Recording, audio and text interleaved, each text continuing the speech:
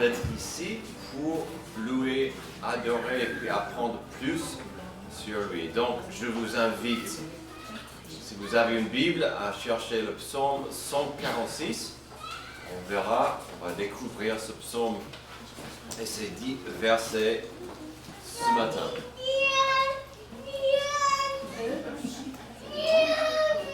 Alors, pendant notre période estivale, avec beaucoup de fidèles absents, nous cheminons à travers les psaumes.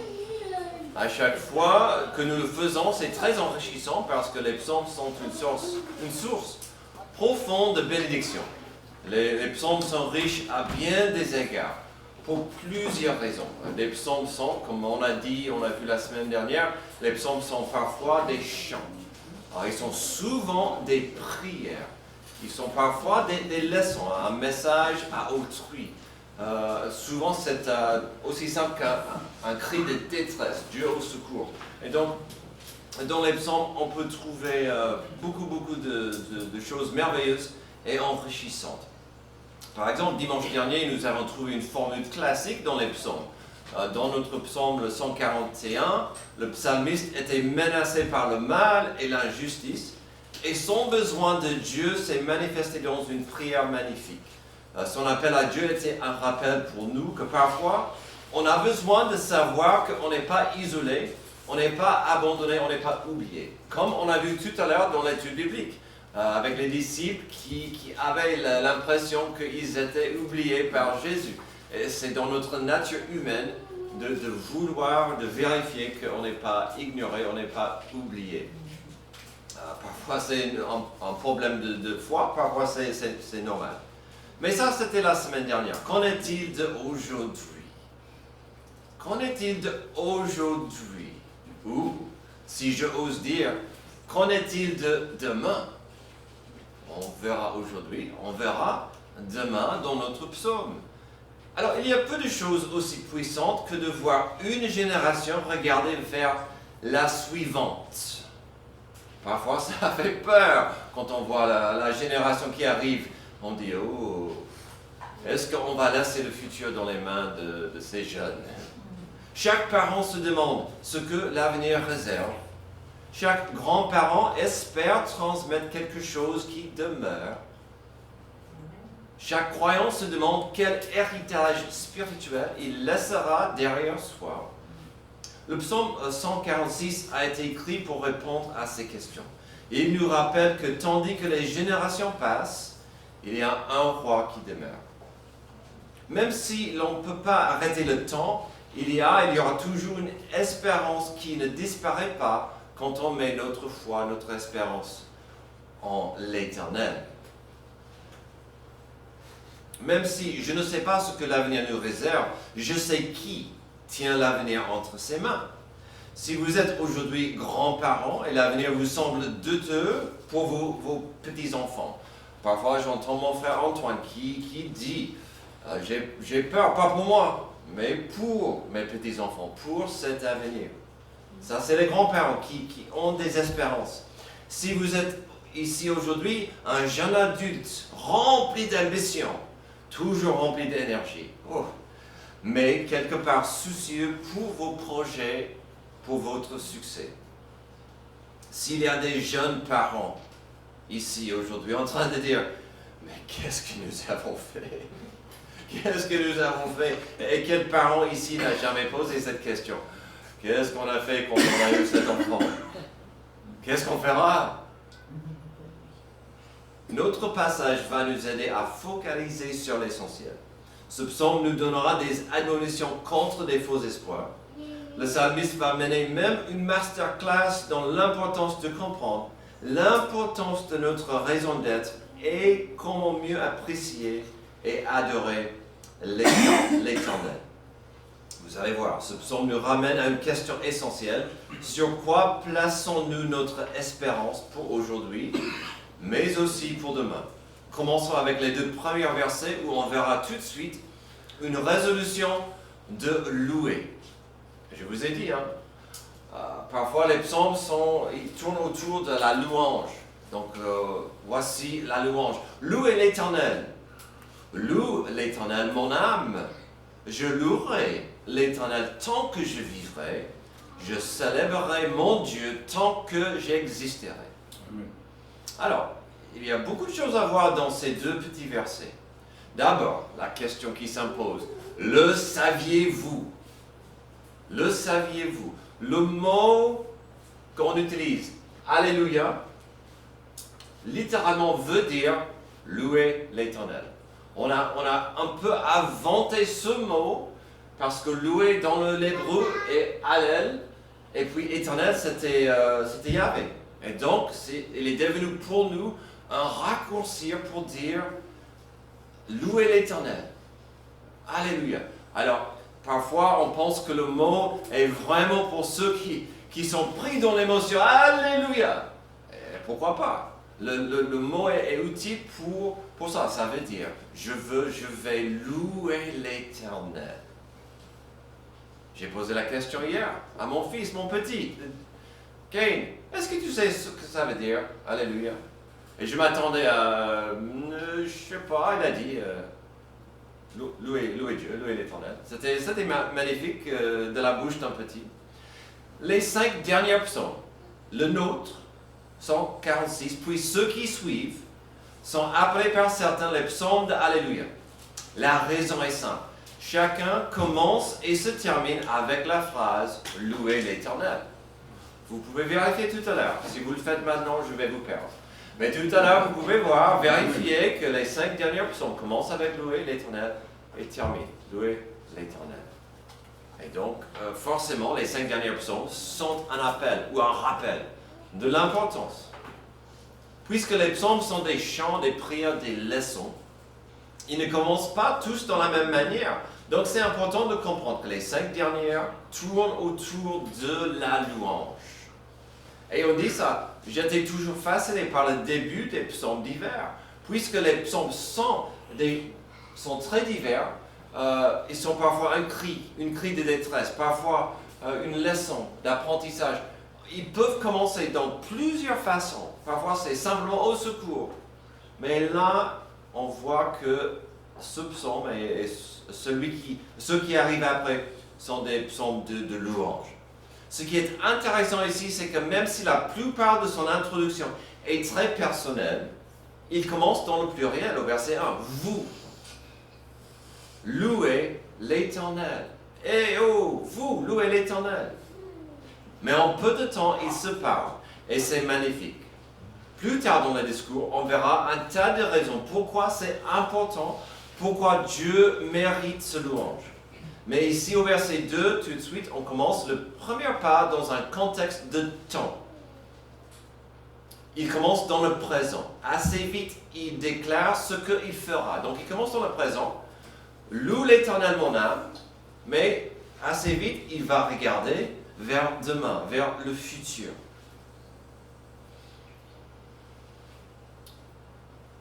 Il commence assez vite, il parle du futur, pas que demain, mais pas juste quand ça lui convient. Il dit quoi? Tant que je vivrai, tant que j'existerai, je louerai l'Éternel. C'est fort ça.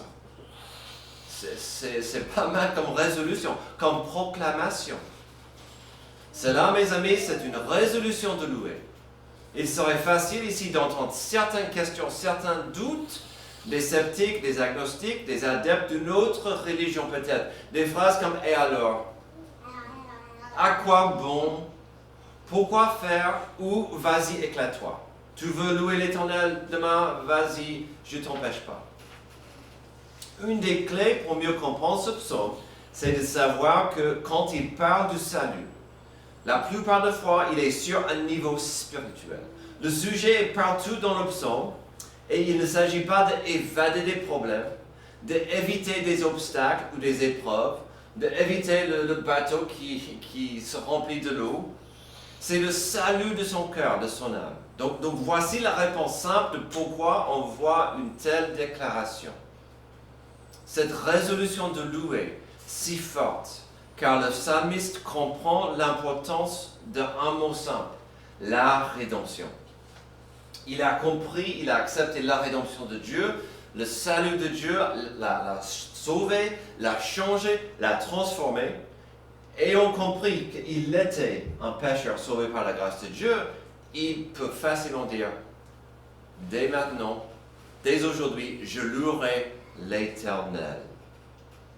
Sans la rédemption de Dieu, l'homme ne peut jamais comprendre sa raison d'être. Et il vivra comme un aveugle dans ce monde si beau. Un aveugle peut apprécier certaines choses, mais il aura du mal à apprécier la beauté de ce monde. Et c'est ça, celui qui ne connaît pas la rédemption de Dieu aurait du mal à bien vivre et apprécier la vie.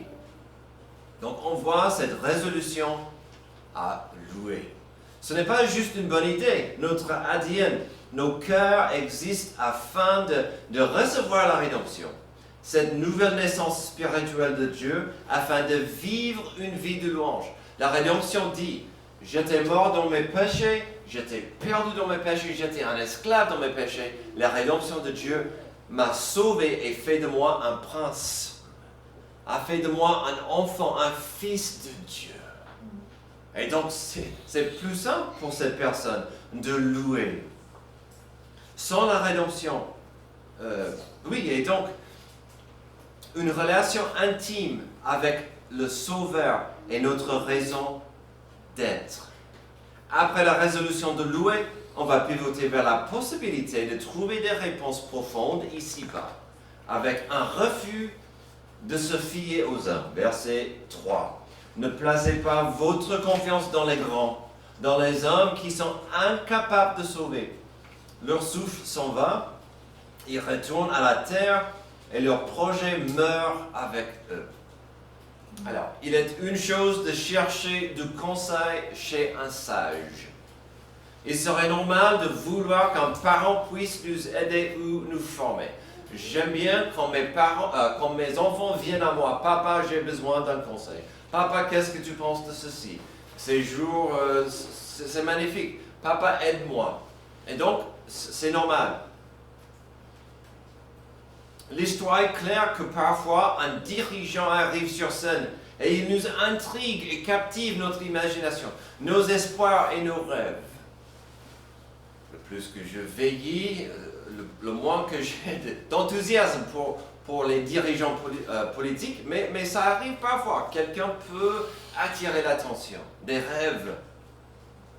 Déjà, si ce passage parlait que d'un espoir ou un salut humain pour des problèmes terrestres, ce que nous voyons ici est important. Il nous rappelle qu'un homme naît ici sur terre quelques années et puis il meurt avec ses passions et ses plans. Si on ne parlait que des problèmes terrestres, la parole de Dieu nous encourage à ne pas négliger notre responsabilité de regarder vers Dieu. Quelques décennies plus tard, le roi Salomon a écrit ceci sur le sujet, Ecclésiaste 12. Donc purement au niveau humain, écoutons la conclusion de ce discours, crains Dieu et respecte ses commandements, car c'est ce que doit faire tout homme. En effet, Dieu amènera toute œuvre en jugement, et ce jugement portera sur tout ce qui est caché, que ce soit bon ou mauvais. Au niveau de ma naissance jusqu'à ma mort, il faut quand même penser à Dieu. En même temps, le salut en question est celui de nos âmes. Il est profondément spirituel. Donc, si vous voulez, ce petit passage est un rappel simple de perspective. L'être humain est infecté par le péché. Il nous faut une solution spirituelle. Et voici un grand problème. Quand des gens qui souffrent par des problèmes liés au péché essaient de trouver des solutions humaines, c'est frustrant. Oh, je vais chercher de la paix dans les ondes de l'univers, dans les cristaux. Je vais chercher je vais aligner ma vie avec des planètes et les astres. C'est un désastre, ça. On est frustré de chercher des solutions spirituelles pour le péché. Il nous faut une solution de Dieu. Soit on a du mal à la comprendre, cette infection du péché, soit on a du mal à l'accepter. Soit on va chercher des solutions humaines pour remplir des failles, des vides et des fissures dans notre existence. Mais nous n'avons jamais été destinés à porter seul le fardeau du péché. Jamais. On n'est pas censé porter ce fardeau. Il est trop lourd pour l'être humain. Le psalmiste ici veut nous avertir. Il veut nous encourager. La réponse n'est pas dans une religion. La réponse n'est pas dans une philosophie. Elle n'est pas dans une tendance. Et surtout, selon ces mots, ce n'est surtout pas dans une personne. Ne cherchez pas une solution spirituelle pour votre infection de péché chez quelqu'un. La réponse ce passage n'est pas censé nous frustrer, mais nous encourage à comprendre qu'il y a un Dieu merveilleux qui nous attend. Dieu est-il merveilleux? Il est tellement merveilleux. Et voyons notre troisième passage qui explique la source et le centre de notre espoir. Nous avons vu une résolution de louer, un refus de se fier aux hommes. Terminons avec une raison de faire confiance à Dieu. Je vais tout lire. Heureux celui qui a pour secours le Dieu de Jacob, qui met son espoir en l'Éternel son Dieu. Il a fait le ciel et la terre, la mer et tout ce qui s'y trouve. Il protège éternellement la vérité. Il fait droit aux opprimés, il donne du pain aux affamés. L'Éternel délivre les prisonniers. L'Éternel ouvre les yeux des aveugles. L'Éternel redresse ceux qui sont courbés. L'Éternel aime les justes. L'Éternel protège les étrangers. Il soutient l'orphelin et la veuve, mais il fait dévier la voix des méchants. L'Éternel règne éternellement. Il est ton Dieu Sion.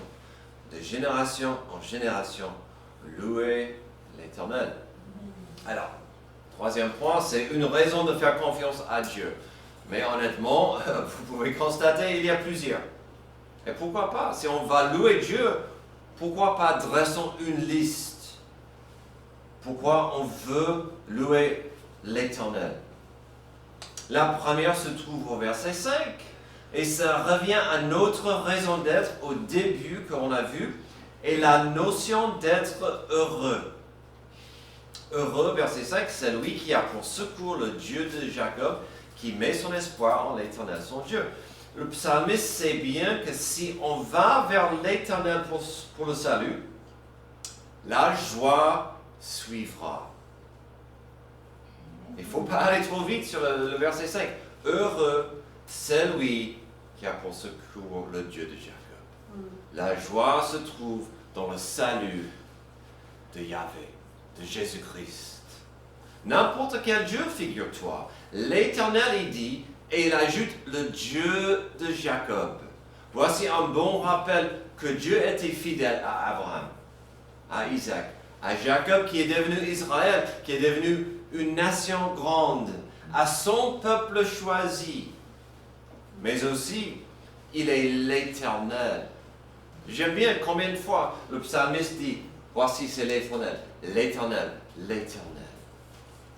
Il était fidèle et puissant bien avant Jacob. Et puis, vous voyez ce mot espoir à la fin du verset 5, qui met heureux celui qui met son espoir en l'Éternel son Dieu. Le mot espoir utilisé là est très rare dans l'Ancien Testament. Si j'ai bien compris, on le trouve une seule autre fois dans l'Ancien Testament. Le mot espoir ici implique une recherche profonde, une attente sincère. Et donc, il veut qu'on soit prêt, actif, en train de chercher, regarder, veiller pour la présence, la voix, l'amour de Dieu. C'est incroyable. C'est actif. On n'est pas appelé à être dans une zone un peu automatique. Oui, je suis chrétien, oui, j'aime Dieu. Il dit, heureux ceux qui mettent leur espoir avec une attente. Ça implique une relation. Ça implique une relation intime avec Dieu. Après avoir vu l'Éternel, la source fidèle des bénédictions pour Israël, le psalmiste commence à souligner d'autres aspects et valeurs incroyables de Dieu. On avance au verset 6 où il met en évidence le Créateur. Il a fait le ciel et la terre, la mer et tout ce qui s'y trouve. Pas mal ça. Notre Dieu, il est si fort, il est puissant, il est merveilleux. N'oublions pas, il est le Créateur. On a vu ça ce matin pendant l'étude. Les disciples ont oublié ou n'ont pas saisi, apprécié que Jésus-Christ, c'était le Créateur. Celui qui a créé l'univers, la terre, tout ce qu'on voit, cette planète magnifique et belle. Et donc, quand on voit des problèmes, des tremblements de terre, des grosses chaleurs, des feux, parfois c'est inquiétant, mais nous savons que notre foi est dans le Créateur. Il a tout pouvoir, mais il est avec nous. Il n'est pas surpris, étonné par quoi que ce soit qui arrive ici. La deuxième moitié du verset 6 va ouvrir une longue et belle liste qui tourne autour de plusieurs aspects de ce grand et merveilleux Dieu de vérité. On verra surtout des idées autour de la justice. Découvrons plusieurs aspects, pas mal de niveaux liés à la justice et la grâce de Dieu dans un monde maudit et souffrant dans le péché. Le verset 6 continue. Il protège éternellement la vérité. Il fait droit aux opprimés. Il donne du pain aux affamés. L'Éternel délivre les prisonniers. Déjà, j'aime, le plus que je vis, le plus que je vieillis, j'apprécie la fin du verset 6. Il protège éternellement la vérité. J'ai jamais vu quelque chose aussi simple que la vérité sous attaque comme aujourd'hui. On veut changer la définition des choses. On veut que chacune ait sa vérité, tandis que Dieu va protéger la vérité. Heureusement, nous aussi, on doit protéger, on doit soutenir ce Dieu de vérité. Il fait droit aux opprimés. Il donne du pain aux affamés. L'Éternel délivre des prisonniers. Quand on étudie bien ce qu'on voit ici, on voit des victimes de l'injustice. On voit des victimes, ceux qui souffrent de l'oppression, de la méchanceté. On voit de la souffrance car cette vie est dure et cette planète est maudite. Si vous n'étiez pas là dimanche dernier, je vous ai rappelé que les psaumes sont utiles pour nous enseigner sur les valeurs de Dieu, sa puissance et ses capacités. Cependant, les psaumes ne sont pas forcément la source faisant autorité en matière de doctrine et sur la manière dont Dieu agira. On voit ici ce que Dieu pourrait faire, mais vous savez aussi bien que moi que parfois Dieu n'intervient pas quand on veut ou comme on veut. Ou comme on a vu ce matin, on était étonné que Jésus il dormait dans le bateau. On voulait qu'il agisse. Seigneur, que tu fasses quelque chose. Ici, on voit ce que Dieu peut faire, ce dont il est capable. Même si parfois, il n'agit pas comme je veux. Heureusement, il n'agit pas. Il ne fait pas des choses comme je veux. Mais le psalmiste veut être clair ici sur ce que Dieu peut faire. Et si j'ai raison, et le grand thème du salut, dans ce psaume, c'est le salut de l'âme, le salut spirituel, cela nous aidera à comprendre ces versets. Pourquoi quand même Dieu irait vers le cœur brisé dans ce cas? C'est pour nous sauver de nous-mêmes.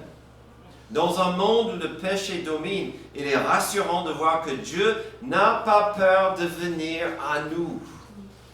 Et donc je vous encourage de considérer ces versets d'abord dans un sens spirituel. Par exemple, nous voyons ensuite au verset 8 des capacités merveilleuses de Dieu par rapport à notre état du péché. Aussi, on peut y voir une préfiguration, un aperçu de l'avenir de Jésus-Christ, sa compassion, son ministère sur terre et son autorité sur un monde sous le joug du péché et le malin. Ce passage décrit bien ce que Jésus a fait quand Emmanuel était parmi nous.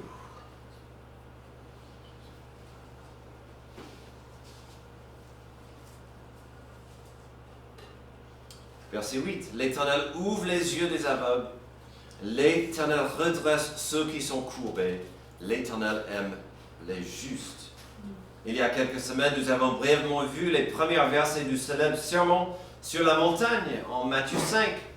Il s'agit de Jésus en train d'expliquer combien ce monde fichu a besoin de la grâce de Dieu ainsi que sa main miséricordieuse. On peut constater des échos ici du discours fameux en Matthieu. Le besoin de la compassion, le besoin de la grâce, car ce monde est brisé. Ce magnifique psaume arrive à sa fin et encore on voit des capacités que seul Dieu puisse opérer. Et on voit encore plus de bénédictions merveilleuses qui sont pour nous une source d'encouragement. Le verset 9. L'Éternel protège les étrangers, il soutient l'orphelin et la veuve, mais il fait dévier la voie des méchants. Alors, au début du verset 9, la question s'impose. Savez-vous de qui il parle? Il s'agit de qui ces étrangers? C'est nous. C'est nous. C'est ceux qui ne sont pas les Juifs. Ce n'est pas la nation d'Israël. C'est ceux qui cherchent Dieu à travers l'époque, le temple et Israël. Donc, c'est les étrangers, les non-juifs. Même à l'époque, Dieu voulait que son nom soit exalté partout dans le monde, parmi toutes les nations, dans toutes les cultures. Le peuple spécial et choisi de Dieu revêtait la responsabilité importante de partager sa gloire au monde. Aujourd'hui, n'avons-nous pas la même responsabilité? Nous qui étions étrangers, entre guillemets, nous qui étions éloignés de Dieu, son Église aujourd'hui qui est appelée à briller aux nations. Nous qui avons goûté sa miséricorde, sa grâce, sa rédemption, nous sommes des récipients de sa grâce afin de partager sa grâce. Nous sommes des récipients. On reçoit, on donne. Dieu nous bénit, on doit bénir. Et on dit ça, la phrase dit que le Seigneur protège les étrangers. Il ne faut pas rater l'importance de cela, car des étrangers vivent dans un monde dominé par des faux dieux. Ils vivent parmi des gens qui ne connaissent pas l'Éternel. Ils vivent dans une culture dominée par des autorités et des puissances spirituelles. Un monde dominé par des démons, des pratiques et des rites religieux qui tournent autour de la sorcellerie et les sortilèges. Et donc ça va de soi. Heureusement, Dieu veut protéger les étrangers qui sont un peu éloignés de l'Église ou de Yahvé. Ils sont tout seuls. Il y a certaines histoires dans l'Ancien Testament qui racontent du peuple de Dieu dans des pays lointains. Donc des gens éloignés qui étaient protégés. Daniel, Shadrach, Meshach et Abednego, Esther. J'ai même ajouté Jonas dans cette histoire, qui était quand même protégé malgré lui afin de briller pour Dieu. Si Dieu veut nous utiliser pour sa gloire, et Dieu veut nous utiliser pour sa gloire, si dans sa volonté, Dieu veut nous envoyer vers l'obscurité avec sa lumière, on peut quand même mieux comprendre pourquoi Dieu aurait l'intérêt de protéger ces étrangers qui l'aiment. Ensuite, on termine avec encore des pauvres en esprit, l'orphelin et la veuve. dans ce monde, à l'époque, quel espoir avait-il pour avancer, pour prospérer? Il y avait très peu d'opportunités pour une veuve et un orphelin de faire grand-chose. Et donc, on revient à la vérité spirituelle de Matthieu 5, 3 à 6. Heureux ceux qui reconnaissent leur pauvreté spirituelle, car le royaume des cieux leur appartient. Heureux ceux qui pleurent, car ils seront consolés. Heureux ceux qui sont doux, car ils hériteront la terre. Nous avons un espoir. C'est dans l'Éternel. Malgré les problèmes, malgré les difficultés. Alors, qu'en est-il de la toute dernière phrase au verset 9? Mais il fait dévier la voie des méchants. Ce que nous devons comprendre, accepter, c'est que Dieu, va dévier la voie des méchants. Ça, c'est sa responsabilité. Ce n'est pas à moi de corriger le méchant. Ce n'est pas à moi de dire, il ne faut pas faire ça. Ça, c'est à Dieu. Ma responsabilité, c'est de corriger mon cœur, mes attentes, ma confiance. Et donc, on doit revenir au message de Jésus en Matthieu 5, verset 6. Heureux ceux qui ont faim et soif de la justice, car ils seront rassasiés. La responsabilité pour mon cœur est à moi. Ce n'est pas la peine pour moi de m'inquiéter sur les méchants. Ma responsabilité dans mon cœur serait de centrer mon attention et ma foi dans la justice de Dieu, au lieu de me soucier de la voix des méchants, parce que je ne peux pas changer le cœur d'autrui. Vous avez beau essayer de changer le cœur d'autrui, ça ne fonctionne pas. Mais je peux m'investir dans ma relation avec Dieu davantage dans des épreuves. Et donc dans des épreuves, quand le méchant rôde, je peux courir vers Dieu. Je dois courir vers Jésus. Alors nous sommes à la fin. Ce psaume arrive au port avec un rappel magnifique de la vérité dont nous avons tous besoin d'entendre. Et c'est une proclamation au peuple. L'Éternel règne éternellement. Il est ton Dieu, Sion, de génération en génération, louez l'Éternel. Parfois, dans la tempête, dans le bateau, dans des problèmes, il est trop simple d'oublier. On loue l'Éternel, qui existait bien avant moi, qui existera toujours. Il est l'Éternel. Et on doit lui rendre gloire. L'un des thèmes majeurs de ce passage, c'est le temps. J'espère que vous l'avez compris. L'importance de comprendre le passé, le présent et l'avenir. Et de rendre gloire au Dieu éternel à travers tout cela. Ce psaume est profondément marqué par la question du temps. Nous avons vu des phrases marquantes comme « Je louerai l'Éternel tant que je vivrai. » Dans ma vie, je louerai l'Éternel. Leur souffle s'en va. Ils retournent à la terre et le projet meurt avec eux. Ça nous rappelle que la vie de l'homme a une fin. Le projet meurt avec eux. Même les plans humains les mieux établis ne durent pas éternellement. Mais, en parlant de l'Éternel, l'Éternel règne éternellement. Mais le règne de Dieu n'a pas de fin. Dieu soit loué, il a pour moi des plans. Il a pour vous des attentes. Alors d'une certaine manière, ce psaume est une méditation sur les générations qui passent. Nos vies humaines se mesurent en années, en décennies, mais la fidélité de Dieu se mesure en éternité. Nous n'avons pas la maîtrise du temps qui nous est donné, mais nous pouvons placer notre confiance en celui qui règne au-delà du temps. Certaines choses ne dureront qu'une vie. Certains projets humains finiront par disparaître. Mais l'espérance que Dieu offre demeure pour toujours. Amen. Avec le temps que nous avons, avec la vie et la vitalité qui est en nous, avec la réalité d'une vie terrestre, d'une vie éphémère, focalisons sur ce Dieu glorieux qu'on a vu tout à l'heure, ce Dieu miséricordieux qui a bien voulu descendre dans la boue de notre existence pour nous prouver son amour.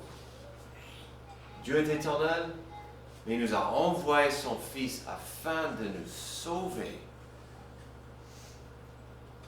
de notre péché.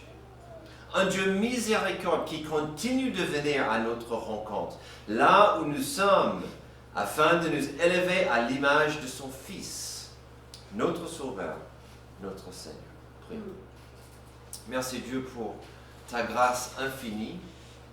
Tu es l'Éternel, mais pour nos vies terrestres, pour nos vies éphémères, tu veux être dans nos vies. Tu veux nous racheter. Tu veux que nos vies soient transformées pour ta gloire. Aide-nous à mieux apprécier ton amour, à mieux apprécier combien tu es grand, combien tu es merveilleux, mais aussi combien tu nous tiens dans tes mains afin de toucher et prier pour ce monde brisé. C'est dans le nom merveilleux de Jésus que j'ai prié. Amen. Je vous invite à vous lever, on va chanter un dernier chant de réflexion.